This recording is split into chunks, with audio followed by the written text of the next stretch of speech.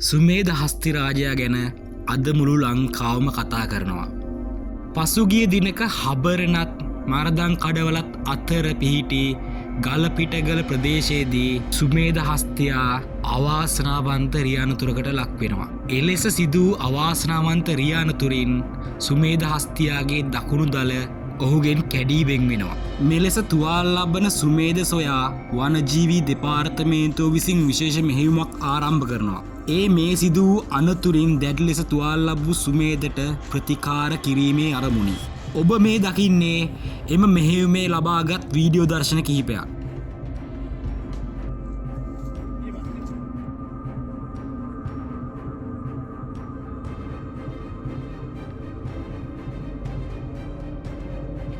ඊයේ දිනේදී මේ සිද්ධ කරන ලද මෙහෙයුම් වලින් සුමේධව සොයාගත නොහැකි වුණා. ඉතින් අද දිනේදී මේ සුමේධ සොයන මෙහෙයුමට ශ්‍රී ලංකා ගුවන් හමුදාවත් ශ්‍රී ලංකා පොලිස් විශේෂකාර බලකායත් එකතු වීමට නියමිතයි. ඉදිරි පැය කීපය ඇතුළත මේ ඒකාබද්ධව සිදු කරන මෙහෙයුමෙන් කුමක් හෝ ප්‍රතිඵලයක් අපිට ලබා ගන්න පුළුවන්.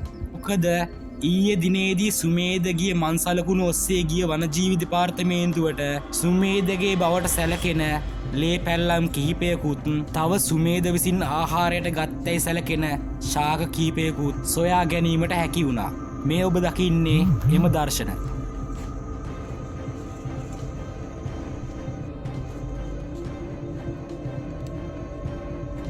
ඉතින් මේ වීඩියෝ එක බලන ඔයාලත් සුමේධව ඉක්මනින් හමුවෙන්න කියලා ප්‍රාර්ථනා කරන්න. ඒ වගේම ඔයාලගේ අදහස කමෙන්ට් කරන්න අමතක කරන්න එපා. අපි දන්නවා සමස්ත ශ්‍රී ලාංකික ජනතාවගේ බලාපොරොත්තුව මේ සුමේධ හස්ති රාජයා ඉක්මනින් සුවපත් කරගන්න එක.